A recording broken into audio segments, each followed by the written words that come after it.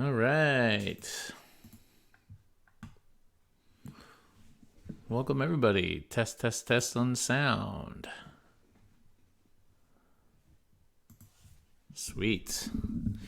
So, welcome, everybody, to CanHammer TV. My name is Darren. I'm your host. Shout out to the people in chat. And tonight, we will be multi-chatting, trying to use the Restream platform, which we use anyway, to stream simultaneously onto Twitch, Facebook Live, and YouTube Live. But to this point, I was trying to build some Twitch viewership, so didn't check chat for Facebook and YouTube. But Restream has a chat that allows you to gather all the chats from all the platforms that people are watching on and condense it into one chat. So that's what we're trying. So I can see Kyle Kauppi on Facebook chat just said sound good. So there we go. It's working. I tested it in YouTube a second ago, and that seemed to be working. So you can now chat with us. Chat with me mostly on Facebook, YouTube, and on Twitch. Now I don't think if you're on one platform you can see people chatting from the other platform. So I'm not sure how to get that working, but still, I mean, if you need to chat with me, then you can type it on any platform. All right. So how's everybody doing tonight? I hope they're doing well. I'm just getting over the Raptors Game 2 loss. Yeah, it was a tough one. But Game 3 tomorrow night, so as you know, that's why we moved this forward one night, because I will be busy tomorrow. Tomb King Tristan, you are indeed live. Say something funny. So, yes, big hopes for Raptors tomorrow to steal one in Golden State. We just need to steal one, to be honest, and then we're in good shape. So 3 or 4, either one, doesn't matter. Set your sights low. Go for it. All right, well, enough basketball. So tonight what we're going to talk about is we're going to talk about Forbidden Power, the new expansion for Age of Sigmar. Here it is. And I just picked that up the other day, and so we're going to be going through that. We're going to be going through the relevant parts of the book. We're going to be going through all these little thingies, and we are going to be trying to decide, and you guys are going to help me, whether this should be allowed for Capital City Bloodbath or not. Looney out for the series. Yes, he is. Not a huge deal, to be honest, because DeMarcus is back. Clay out would be a big deal. Lord Draconis, welcome. He did say something funny. Congratulations. We will be going through all this tonight, and hopefully by the end of the show we'll come to a conclusion, and you can have a hand in shaping your own tournament. So we'll talk about it in a second. But in terms of let me know what people are working on in hobby these days. I think that I've been working hard on hobbying actually quite recently. I've got my 3 Caladises now in-house. One is just about finished, and then I'm just building the other 2, and we'll do them both at the same time. So 3 Caladises will soon be a reality. Not sure if we're going to run 3 or 2 and a Telemon, but I'll have the flexibility. I like having flexibility, i.e. a secret way of saying I like having models. Tomb King Tristan, you think it's a big deal? It is. Lord Draconis just got my Skaven up and running to help the wife practice for AOS CCBB. They are bonkers. Lord Draconis, I hope you watched our game last night between Will and Francois, because that is good education for Skaven players. And Tomb King rumors. Like rumors that you started, Tristan, or actual Tomb King's rumors?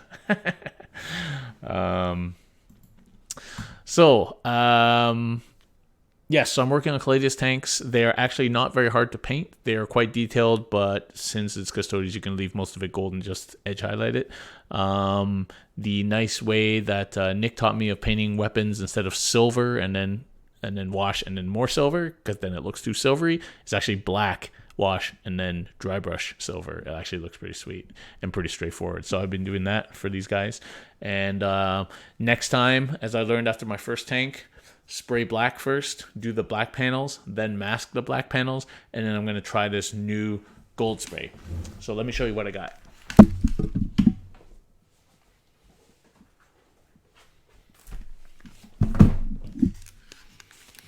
Skaven are bonkers. They're not so bad. I've yet to lose to Skaven. No actual Tomb King's rumors. The Monger's Day this year. Wife plays B okay, and man, our Slaughter Priest great. Yes. All right. Okay, so this is what I'm going to try on the next Caladius. This is Scale 75 Metal and Alchemy set. This is basically their metallic gold and silvers set. Sorry, I can't focus there, as well as some other metallic colors. Apparently, this shit is the bomb for airbrushing gold, because I've heard horror stories about airbrushing gold, so I have not done it, but I'm going to try this. Apparently, it's really good. I got my $50 airbrush from Badger, finally, like whatever, 4 to 6 months after it actually happened, but whatever, it's free. It will basically free. It's $50 for the Chrome, or whatever it's called now, Patriot Extreme.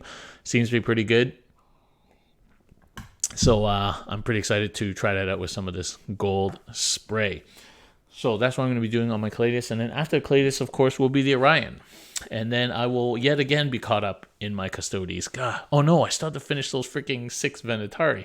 They're sitting on the side there with their wings undone. Oh, man. We will get it done. We will get it done. Martin, still waiting for your Sotar. Yeah, that's a definite bargain. That thing's what, like $250 normally? So $50 for a Sotar is pretty sweet. I have a Sotar too. I've never used it. It just seems way too fine. Plugs up really easily. Don't really need to do that sort of thing with it, but I might eventually get good enough to use such a thing. But I could try using it on a cake. Yeah, but cool. Tristan's literally having a seizure because of Tomb King rumors, so we'll let him continue to do that. But yeah, so that's what I'm working on right now. Let me know what you guys are working on hobby wise, and we will go on to CCBB update. So Capital City Bloodbath, just over a week of registrations. Of course, it is just over June, July, August, just over 3 months away, 2 months. And 40K, we're up to 64, 65. And AOS, we're up to 32 or 33, which is more than I expected. So that's pretty good. That caps at 50, of course. So if you are thinking about coming for CCBB, better sign up soon. The doubles is slow, but we don't need that many for doubles. We've got 9 on each. I think 10 for AOS doubles and 9 for 40K doubles, which is great. Night Vault, we have very few people signed up, so see what happens there. And Free Blades and the Batman, they're kind of doing their own thing, so I'm not really sure what their signups are. Got a few people signed up for painting competition separately, but a lot of people are just going to bring models in that are playing in other events, so I think it's going to be fairly hotly contested. And if you're a decent painter, you got a chance to win this thing, because like we don't got, last time we had it, the quality was good, don't get me wrong, way better than I can paint. We're not talking like Golden Demon winners here. So if you fancy yourself a good painter, you're a commissioned painter, you've probably got a decent chance of winning. Come down and get your stuff in the competition. Martin's working on a Titan. Wow. You should get a prize just for bringing it. So yeah, so do come on. Things are filling up. So CCBB is almost at a halfway mark, and that's with a 150 cap. 104 was our number last year, so we're closing in on that pretty quickly, just being a week. And CCBB, as I say, almost capped for AOS. So do get in. Don't wait too long. I don't think there's any other major developments in CCBB, just getting word out there. You might hear me on a few podcasts coming up in the next few weeks, and eventually get sick of hearing me and hearing about it, but that's the way it goes. Okay. So which Titan are you working on, Martin? Warlord. Oh, I thought you already painted that. Wasn't that a Warlord Titan you painted last time? Or was that some other Titan? I can't remember the different names. They're too big. Cool. Lord Draconis working on AdMech for CCBB. Breachers of the bomb, apparently. Destroyers, plasma destroyers, very underlooked. Robots are still pretty good. So, yeah, I think AdMech's pretty decent these days. Cutoff day for refund is August 1st because that's the day when we owe money. So, if you have not claimed your refund by then, we got to keep your money. So, too bad. Okay, so let's see. We're going to talk about Forbidden Power. So, this book is an expansion. It is not super clear exactly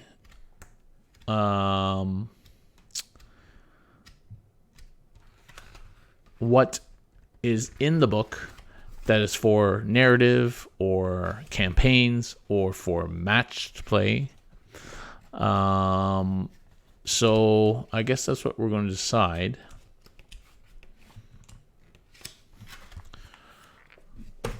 So what I'm going to do is I've got an important phone call just come in, so I need to take that very quickly. I'll be back in a few minutes. I'd like people to gather their thoughts about Forbidden Power, and we'll be right back, okay?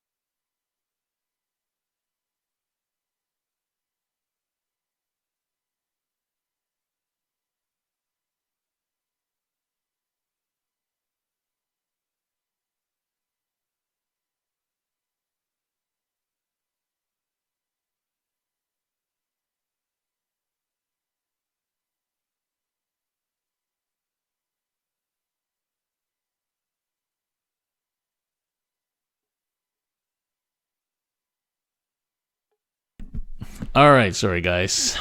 I'm actually on call and just had to speak to somebody.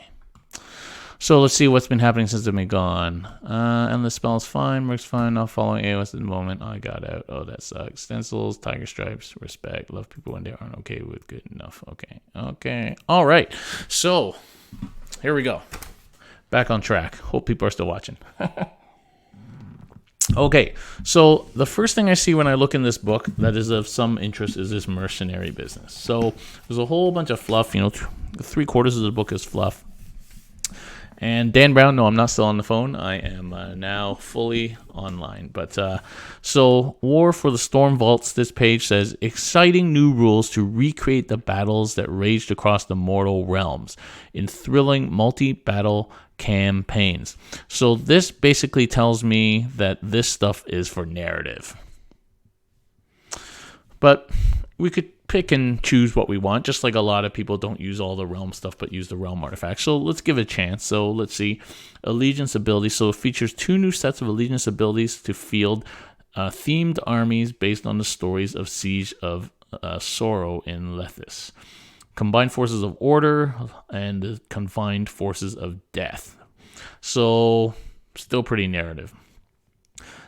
Each allegiance ability features new battle traits, command traits, artifacts, spells, lores, and prayers. So it seems like if you're going to take some of it, you got to take all of it. So that's a little bit, we'll see. So Mercenaries allows you to basically put Fire Slayers and Flesh Eaters into your army. And then they talked about the campaign and how there's these new awakened artifacts, which are pretty cool, but I just don't know if they have a place in tournament play right now. And then there's some new battle plans and stuff. Okay, blah, blah, blah. So then they have these realms of battle, which we'll just skip over because those are clearly not supposed to be used. Then they have these Lethisian army allegiance abilities. So when choosing your army, you can decide if it's Lethisian and have the Lethisian army allegiance instead of another allegiance. If you do so, all units gain Lethisian defender and can only include units that have one or more of the following keywords: Stormcast, Deepkin, Caradron, Fire Slayers, Excelsiors. So basically, this is just stuff for Stormcast, Deepkin, Caradron Overlords, Fire Slayers. So that already makes it less exciting for me because only those people can take it. And then there's a bunch of battle traits, command traits, and new artifacts and prayers. You don't necessarily have to go through it all. You can grab the book and read it yourself. But it's kind of like weird stuff. There's like human, Duardan keywords flying around. It just seems like it would make it super, super confusing to play and a pain in the butt, to be honest. Artifacts. Okay. And some of the stuff is kind of just against death or just against order. And then you have the same thing for Legion of Grief, which is basically death. And so who can take this is Deadwalkers, Death Lords, Death Mages, Death Rattle, or Night Haunt. And if you have any Mortarks, you also have to take Olimder, and she has to be your general. So I don't see any death players using this anyway. And then again, there's all these other things. Now, interesting that the Infernal Host battle trait. So you can pick 2 grave sites instead of 4. And yeah, so it's basically the same. It's literally like the same. Deathless Minions, Aura of Grief, Summon, Resurrecting, Healing. It's literally the same. General is a wizard. And Tristan C. Night Hunt players stoked on it. Well, those must be Night Hunt players also using Lady Olinders, so probably they would be stoked on it. It gives your Night Hunt the ability to have graveyards and to heal. It's not a lot of healing, to be honest. So, yeah, I don't know if it's better than Night Hunt itself. And then, like, some stuff, artifacts, some spells. I don't know. That's just not very impressive, nor do I think a lot of people end up using it. So let's look at the mercenaries now. So mercenary companies. If a mercenary company is hired by your army, 1 out of every 4 units you include in your army can be ally or mercenaries. Okay, so 1 in 4. They obviously don't take away your allegiance and can be part of a different Grand Alliance or faction. All right, now we're getting like Riptide Wing into Space Marine battalions here. In addition, a mercenary unit cannot be the army's general, cannot use or benefit from your army's allegiance abilities, and cannot be a named character. So, if a mercenary unit uses an ability or spell that adds a unit to your army, the unit that is added to your army gains the mercenary. They do not count against the limit. So, if you have a somebody who summons something. War Score battalions cannot include any mercenary units. Pitched battles, you have points available to spend on allies, and that can be spent on mercenary units. Although any points spent on mercenary units are deducted from the total you have to spend on allies. So that's 400 points in a 2,000 point list. So instead of allies, you get mercenaries basically. Mercenaries do not count towards battle line, but they do count towards maximum number of leaders, behemoths, and artillery. So, mercenary special rules. Disruptive President. If your army includes any mercenary units, start of your hero phase, you do not, in the first battle round, so you don't get your free CP. That's the downer. Okay, so the Greyford Lodge Mercenaries is basically adding Fire Slayers into your army. And I'm guessing you can add this into any army because it says from any... It can therefore be part of a different Grand Alliance or faction. So you could add Fire Slayers to your Death Army. If you pick this mercenary company to be hired by your army, you include Fire Slayers units in your army. You cannot include Auric Runefathers. Fulfill one's oath. Add 1 to hit rolls for attacks made with melee weapons by Fire Slayer mercenaries that target enemy units that made a charge move in the same turn. However, from the start of the third battle round, subtract 1 from bravery characteristics that are not within 18 inches of your general. So it does have some interaction with the general. And the death one is Flesh Eaters. You cannot include Terrorgeists or Zombie Dragons. I know people were thinking about doing that, but you cannot. It says right there. You could add a Ghoul King on a Terrorgeist. That's only 400 points. And it says Royal Terrorgeist, not bolded or anything. It's not keyword. So you could still add a Ghoul King on Terrorgeist for 400 points. And then you could summon 3 horrors or whatever, and that doesn't count, right, towards your limit. Add 1 to hit rolls for attack made by Flesh Eater Courts that made a charge move in the same turn. However, they cannot make retreat moves. Okay, well, what do people think about those mercenaries? Do you think that is supposed to be in competitive tournament play? Do you think people will end up using it?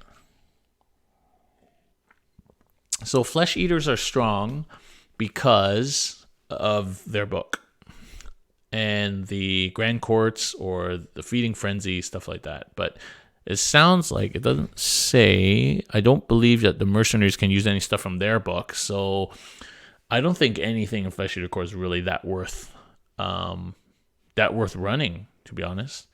So, if you want to include 2 Archregents, then you do have to have 8 other units. They don't get spells from their book. They don't get anything like that from their book. You got to spend a CP because you won't have a throne. So I think it's actually not very good, and I don't think anybody would use it. And I think it just adds to the confusion. I haven't checked the AOS app yet. Has it been updated to allow you to do such things? So interesting. I think people might use them, but I don't think it's out of control. Well, it's not out of control, but I just think it's not, A, it's not very good, and B, I don't think it's really supposed to be used in like competitive play. So that's the mercenaries. We'll come back to all the spells and stuff like that in a second. So then there's a whole section on the Storm Vault campaign, and this includes these pages on the Awakened artifacts. So I think that this is totally not for tournaments, but these are pretty cool though if you think about it. So these are like artifacts that grow in power as you do stuff. So for example, the Geistbane, which is this sword, after each battle, Geistbane gains a level of power 3. Oh, okay. So these are definitely for campaign only because they gain after every game. So yeah, so this is definitely not for tournaments. Although it would be cool if you say like you pick an artifact in your first game, and then by the 6th game of the tournament, your artifact could be pretty pimp. That would be pretty cool. But yeah, these are clearly in the setting of the Stormvault campaign. Pretty cool though. That might be fun to play. Maybe we should put that on the channel. Okay, then there's a bunch of battle plans. And that is literally it. And then points. Okay. So, what do people think about including mercenaries? Okay, let's go in order. What do people think of including those that order and that death allegiance allow people to use that at Capital City? What do people think about that?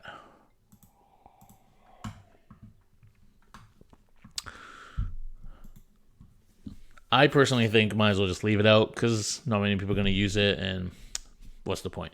The other side of that, of course, is why not just let people use it, and who cares?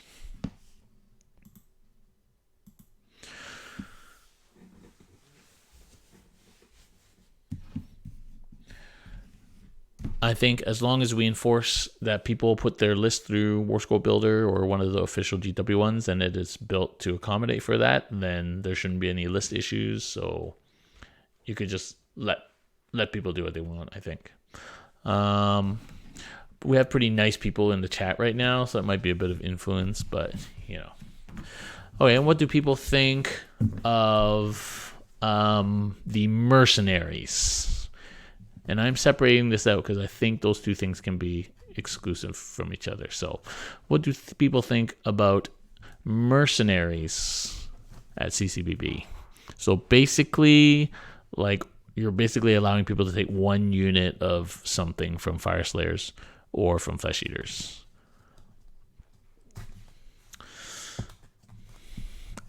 I don't think that's a huge deal either, now that I've kind of read it.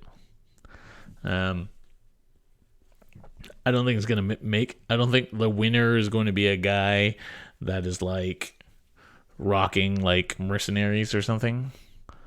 But I think it's just kind of stupid that like there might be like 15 armies there that have like a unit of 40 ghouls.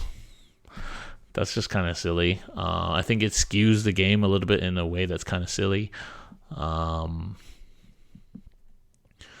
So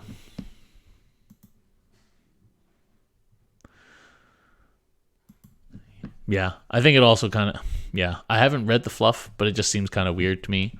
So I'm leaning towards not allowing mercenaries because I think it's kind of silly. I don't think it's very effective.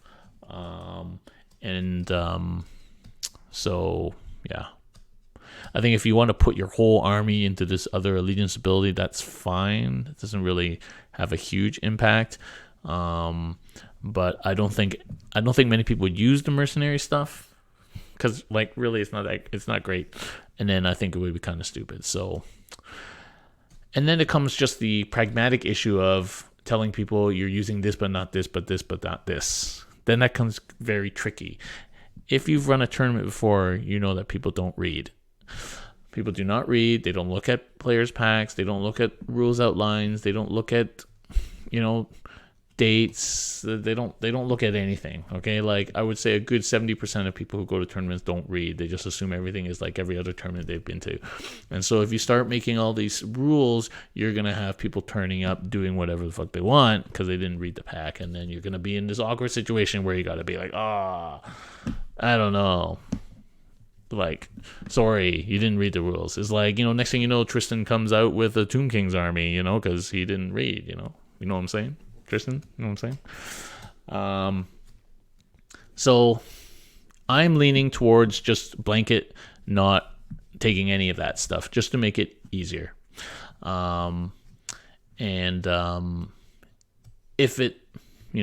If it becomes a thing and people start playing with it, like in the UK and stuff like that, and I can get a feel of more people's experiences of using those rules, then I think we might start allow it. But I think it's kind of silly right now. Only 2 months to go, and so Okay, so let's move on from that. Thank you for your input on that, but I think that's probably going to be a decision. I'll let you guys know. So read the Facebook. Okay, so now let's talk about these babies. So this is really two things. There is these like 4 or 5 cards, which are the Stormcast, the new Stormcast scenery rules.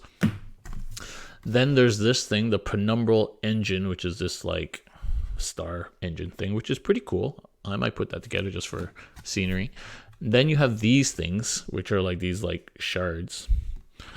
And then you got the 3 new endless spells. So you got Laoshan, the Boatman. I don't know why he needs an Asian name, but there you go. Then you've got this Bone Bridge, which is kind of cool. And then you've got the floating Nagash head. And God help me if I'm going to paint Nagash's head again. So there you go. That is literally just Nagash's head put on some skulls. Okay, let's go through these scenery rules, which I highly doubt we're going to use. So this is the Hallowed Storm Throne. First of all, you can't even tell like what's what because they all look exactly the same. Anyway, the Hallowed Storm Throne. So it's not clear how you're supposed to bring this, or if it just happens to be on the table, then you get the rules for it. I didn't buy it. We're not going to have any of this stuff. So actually, let's not even bother because this stuff is not going to matter. Nobody's going to have this scenery. We aren't going to have this scenery. It doesn't matter what the rules are. And we all don't like Stormcast anyway. Okay, let's go over the cool stuff. All right, let's talk about this engine, because this is scenery you can bring. The Penumbral Engine, and this has a points value of 100 points. Now, how are you supposed to bring it? Okay, Penumbral Engine. Any army of any allegiance can include one Penumbral Engine, and then you just place it like scenery. Okay, so this is 100 points.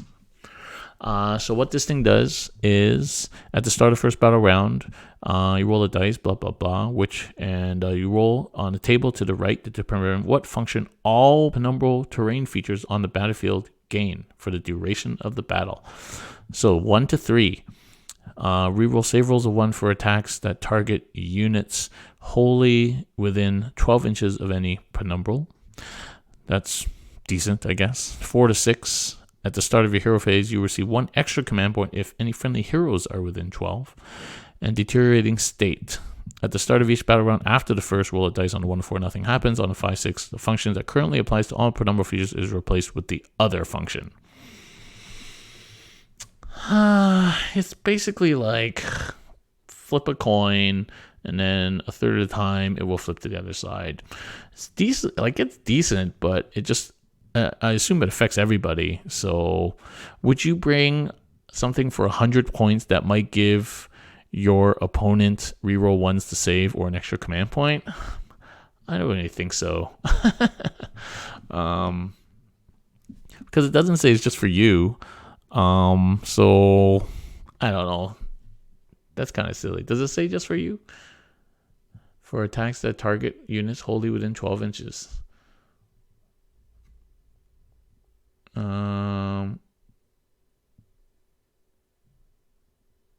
Yeah, it affects everyone. So like that, the fact that it buffs your opponent too.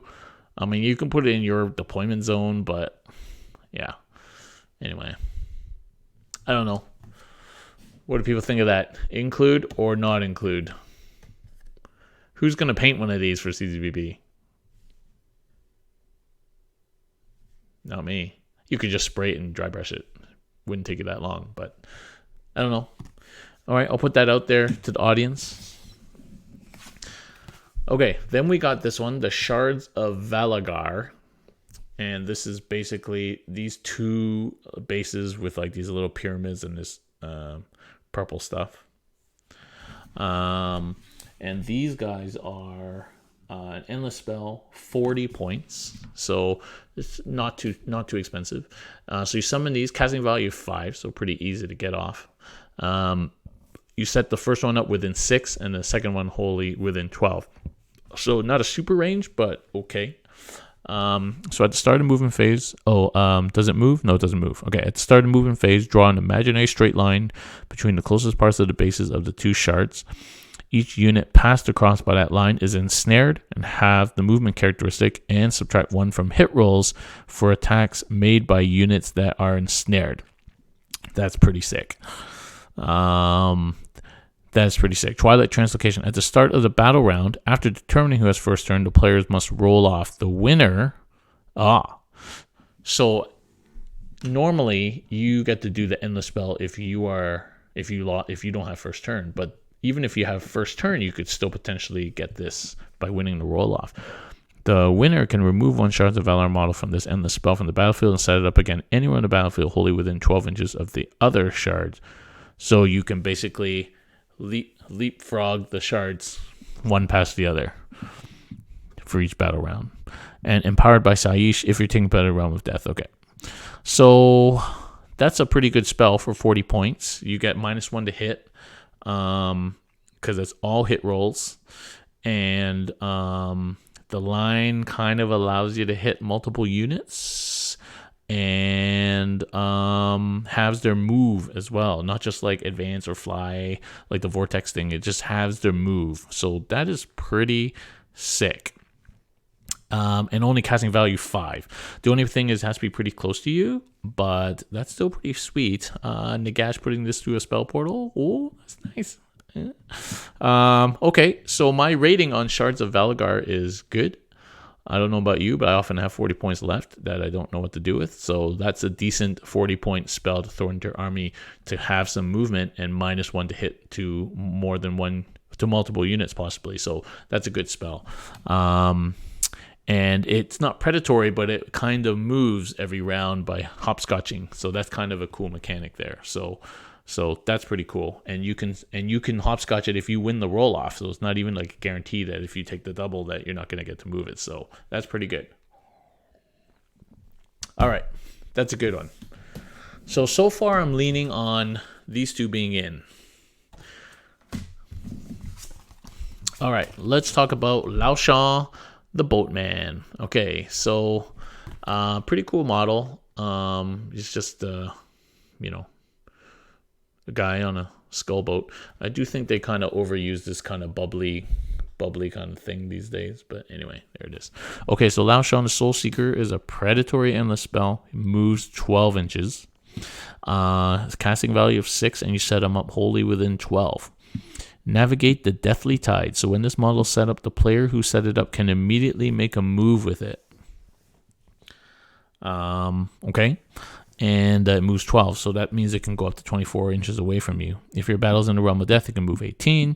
Soul price. Before a player makes a move with this model, that player can pick a friendly unit wholly within 3 inches of this model, remove that unit, and place it to one side. After this model has moved, set that unit up again wholly within 3 inches of this model and 9 inches away from the enemy. Once that unit has been set up, one model from that unit is immediately slain. Okay. That's pretty cool. It's basically you cast it, put it 12 inches or put it beside a unit. That unit can now leave. Then this thing immediately moves 12. So you could basically boost a unit an extra 12 inches with this, but has to be wholly within 3 of this model and 9 inches from the enemy. Wholly within 3 means you can't fit a lot of things around it easily. Like 40 ghouls will fit around it, but encircling it, and so it's gonna be hard to arrange that. You can't fit any big base thing next to it because it won't be wholly within 3, and plus one model is slain, so your big base thing is gonna die. So you're talking about 5-10 man units, maybe slightly bigger things like Cryptorers or stuff like that. That's kind of nifty. This thing is 60 points. So that's not too bad. To be honest, I would probably rather take a cogs, and then everybody gets to move 2 and charge an extra 2. But that's interesting. Don't forget your opponent can use that too. So, yeah, I don't know. I'd like to see that in use before. Somebody's probably going to figure out a really clever way of using that. But you can't move your big single models, and you can't move large units with it. So it is slightly limited, but Yeah. And there we go. Okay, decent. That 3-inch thing is pretty restrictive. All right, Soul Scream Bridge. So this thing is pretty cool. It's like a bone bridge with like this weird purple shit on it again. You know what these things give give you the ability to match, as Tomb King Tristan says, some of the movement tricks that a lot of armies are coming out with these days. So Hand of Gork moving like 40, 60 grots around the table. Those Gnar holes, all these things, kind of a lot of mobility these days. You've got outflanking flesh eaters, you've got outflanking eels, you've got all sorts of things to keep you on your toes. So this just gives armies that don't have that sort of thing a little bit of a leg up, I guess. So the Soul Scream Bridge is 80 points, so we're getting higher and higher. This thing is cast on a 6. You set the first one up wholly within 6. It's a decent sized model, so there's not a lot of leeway. And then set up the second one wholly within 12. So you're basically like setting them up like that, right? Like they're not going to be that far apart. At the start of your movement phase, friendly units wholly within 6 of one bridge can travel across to the other side, basically remove it and set it up wholly within 6 of the other side, more than 9 inches, and then it can't make a move. So that's all right. I mean, you're giving basically, 12 to 18 inches. Subtract 1 from bravery characteristics of enemy units while they're within 6 inches of a Soul Scream Bridge model. This ability has no effect on death units. Okay. Subtract 1 from bravery characteristics of enemy units. Okay. Empowered by Sheesh. Okay. That's good if you're actually playing with realm rules. 24 inches instead of 12. It doubles the bridge effect, which is pretty sweet. But if you're not playing in realms, then whatever. But that's pretty cool. So I don't know.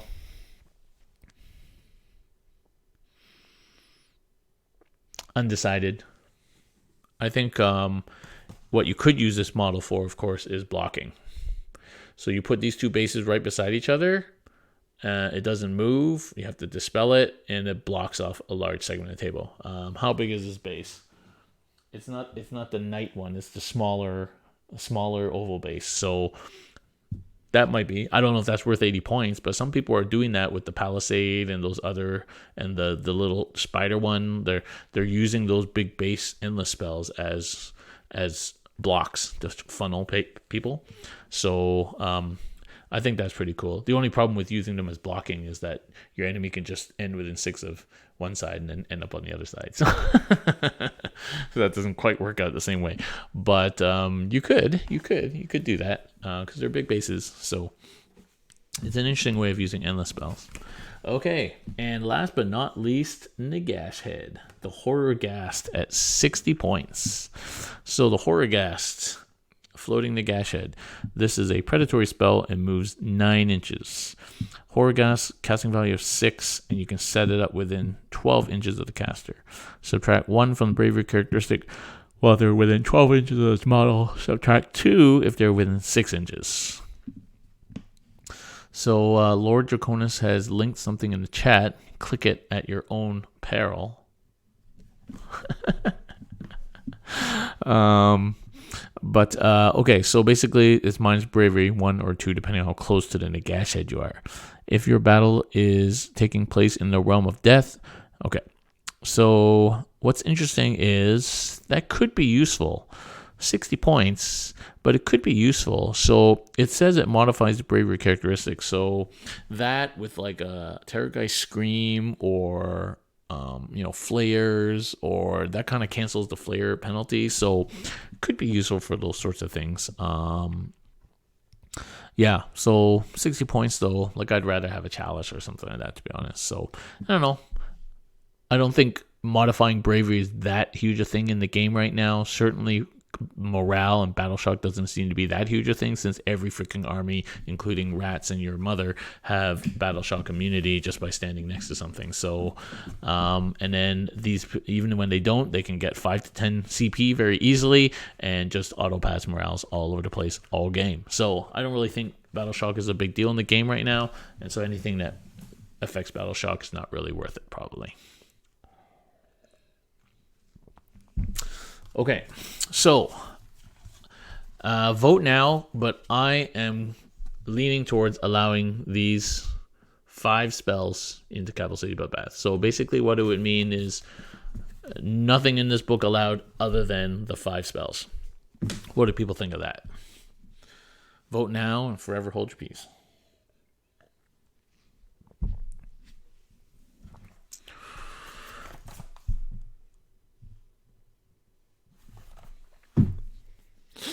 Personally, I think they're all a little bit overcosted. So I'm not sure we'll see it in any of the super competitive lists, but yeah. And these spells can be cast by everybody, so it's kind of equal access, right? So what I should do is take my Nagash, magnetize the head, and then I could just float it around on the base. Oh, then I can have 2.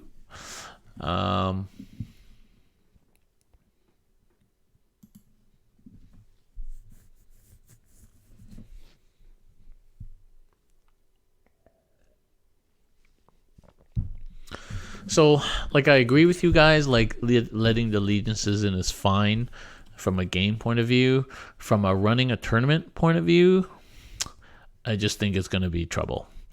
And you guys will never see it, but I'm going to hear about it all the time. And so, I just pragmatically, I think I'm not going to let it in for that reason. But it's easy. You got the spell, you got the card, no big deal. But just from a pragmatic running a 50 to 60 person tournament point of view, I'm telling you, man, like, you guys laugh because you guys are smart guys and you know how to read, but this shit happens all the time. All the time. You know how hard it was to get people to put lists into ETC format? It's right here, guys. All you have to do is type it. Just copy the freaking thing. You know how hard that is for people to do that? Even when you told them 2 or 3 times to do it? It's like, yeah. So if you tell people that you can take this, but not this, and this, but not this, people are going to like turn up and be like, oh, you didn't tell me. And then you'll be like, it's in the pack. And then there's going to be feel bad. And people are going to cry. And then they're going to twit their mother. And so, like, seriously. So that's what I'm leaning towards. I'll make my decision in the next week or so. We are just going through and writing the packs. So the 40K pack is pretty much set because we're just playing ITC. If there's a change in the ITC missions a decent amount of time before the tournament, we'll probably end up using them. Nobody likes to play old stuff. So we have this debate every year for CanHammer team and whatever tournament we're running. At the end of the day, we don't want to allow stuff that's going to change the game and invalidate people's lists. That rarely happens. But people do not like playing old. They don't like playing old shit. Old missions, old units, old points, nothing. People don't like playing old. They especially don't like losing to old stuff. Stuff that's powerful and then just got nerfed, but it's still the powerful self. So if GHB comes out 3 weeks before and eels go up 60 points, how would you feel if somebody spammed a whole bunch of eels and tabled you when they couldn't do that anymore, right? So that's the kind of thing we're talking about. So what we're going to do is, so the 40K pack is pretty much set. It's kind of just ITC. We made it easy on ourselves by just going with ITC. The AOS, what I'm probably going to do is just run... so we decided no realms and everything just to make it easy. In my experience, people don't use it anyway. It would be lucky if people even remember the scenery rules, but that is in there. And then what we're going to do is just play the mission, and the secondary will be, I can't remember what we decided, but it'll be either kill points or strength of schedule, just old school tournament. You win the mission and you get points for major, minor, blah, blah, blah. And then secondary is like strength of schedule. Old school it, straight up, nothing fancy. The other thing I was thinking of possibly doing was, so it'll be like before, so you can use realm artifacts, but no realm rules. CanHammer TV going to run a couple of AOS events locally. Where's a good place to start? What do you mean, where's a good place to start, Lord Draconis? You mean like geographically, or...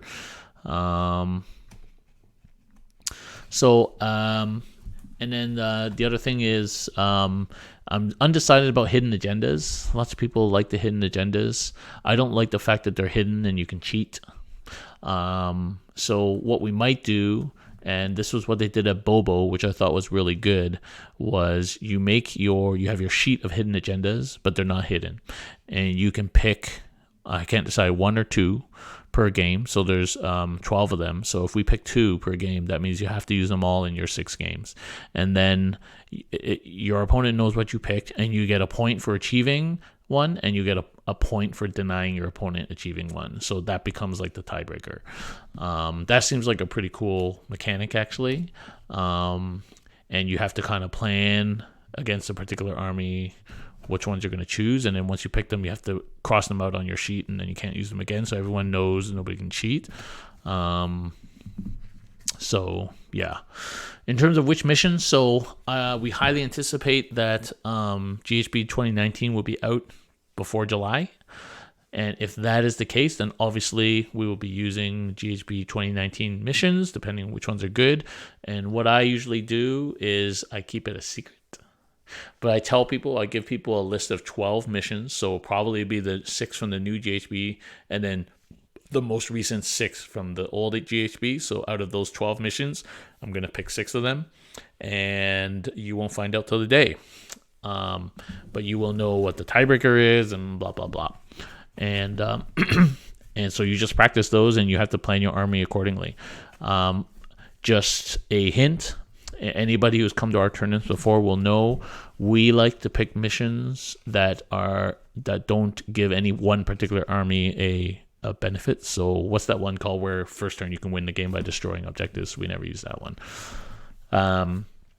We like to pick a group of missions, 6 missions, that makes you play all around kind of lists. So usually one of the 6 missions is like, places of arcane power or places of power or something like that. So you can't just spam like 400 boys. Usually there's something in there for like, artifacts, monsters, wizards, stuff like that. Usually there's something that involves, I like the focal points one. That's a good one. So there's definitely, you have to be more on your toes because you won't find out to the day what the missions are. And yeah. So that's basically what's going to happen. I'll give you guys a list of 12 missions, and it will be 6 of them. So I'm going to try to get that pack out. The problem is there's no point releasing that pack until we know about GHB 2019. But this is the general what we're going to do with the pack. So you can start playing to that. Certainly practice the current 6 missions for sure. It's very unlikely to be any of the previous missions. And then whatever GHB 2019 brings. So it's a little bit of thing we have to wait for that, but that's going to be what it is.